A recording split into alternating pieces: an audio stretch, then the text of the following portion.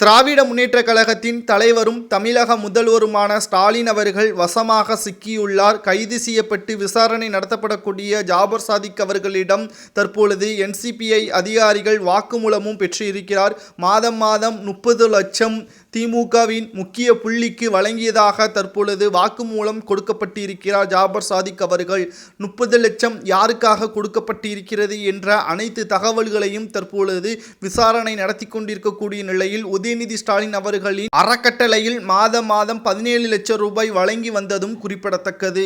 இந்த நிலையில்தான் 30+17 47 லட்சங்கள் திமுகவின் முக்கிய குடும்பத்திற்கு வழங்கியிருப்பது வெட்ட வெளிச்சத்திற்கு வந்துவிட்டது என்றே நாம் கூறலாம். கிட்டத்தட்ட ஒட்டுமொத்த திமுகவை அழியக்கூடிய நிலைமைக்கு ஜாபர் சாதிக் அவர்களால் திமுகவின் தலைவர் ஸ்டாலின் அவர்கள் செய்துவிட்டார் என்றே நாம் கூறலாம். பணத்தின் மீது இருக்கக்கூடிய மோகத்தின் காரணமாக தவறுக்கு உடந்தையாக செயல்பட்டு விட்டார் என்றே நாம் இதை கூறலாம். கிட்டத்தட்ட தமிழகத்திலிருந்து ராஜஸ்தானுக்கு தப்பி சென்ற ஜாபர் சாதிக் அவர்கள் யாருடைய மூலதனமாக செயல்பட்டார்? குறிப்பாக திமுகவின் ஆட்சிக்கு பிறகுதான் போதை மருந்து கடத்தல் அதிகமாக நாங்கள் செய்தோம் என்றும் வெளிநாடுகளில் உணவு பொட்டலங்களில் குறிப்பாக தேங்காய் பவுடரில் வைத்து உணவு பொட்டலங்களாக நாங்கள் வெளிநாடுகளுக்கு ஏற்றுமதி செய்தோம் என்ற உண்மைகளையும் வாக்குமூலமாக தெரிவித்திருக்கிறார். மேலும் போதை மருந்து கடத்தல் செய்வதற்கு திமுகவின் முக்கியமான பொறுப்புகளை எனக்கு தந்தார்கள் என்றும் துரைமுருகன் அவர்களை பற்றியான சில தகவல்களையும் ஜாபர் சாதிக் அவர்கள்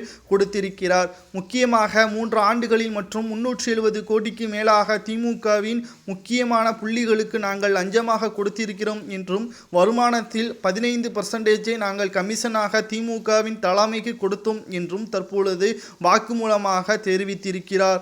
இந்த நிலையில்தான் அதிகாரப்பூர்வமாக 2 கோடிக்கு மேலாக இவர்கள் இந்த மாதத்திற்கு மேலாக போதைப் பொருளை கடத்தியிருப்பதும் குறிப்பிடத்தக்கது.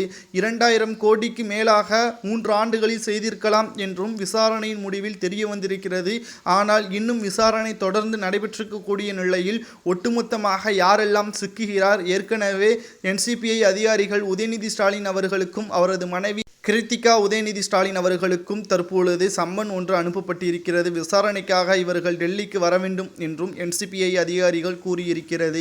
ஏற்கனவே சனாதன பிரச்சனையின் காரணமாக உதயநிதி ஸ்டாலின் அவர்கள் பல சர்ச்சைக்கான விஷயங்களில் மாட்டி கடைசி நேரத்தில் உச்சநீதிமன்றம் சாதாரண மனிதர்கள் பேசுவது போல் அமைச்சர் பேசக்கூடாது என்றும் அமைச்சருக்கென்று சில மாண்புகள் இருக்கிறது, அதை அரசியலாக பயன்படுத்தக்கூடாது என்றும் அரசியலில் நீங்கள் சாதி மத வேறுபாடு இன்றி செயல்படுவதுதான் மக்களின் சேவை என்றும் உச்சநீதிமன்ற நீதிபதிகள் கூறியுள்ளதும் குறிப்பிடத்தக்கது.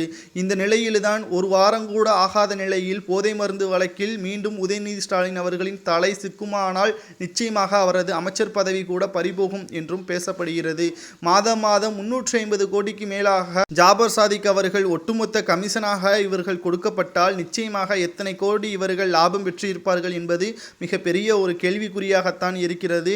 வருடத்திற்கு 350 கோடிக்கு மேலாகத்தான் இவர்கள் கமிஷனாக கொடுத்திருப்பார்கள் என்பதுதான் தற்பொழுது விசாரணையில் தெரிய வந்திருக்கிறது. பொறுத்திருந்து பார்க்கலாம் இதில் யாரெல்லாம் சிக்குகிறார், முதல்வர் ஸ்டாலின் உட்பட போதை மருந்து கடத்தல் வழக்கில் சிக்குகிறார்களா என்பதை பொறுத்திருந்து பார்க்கலாம்.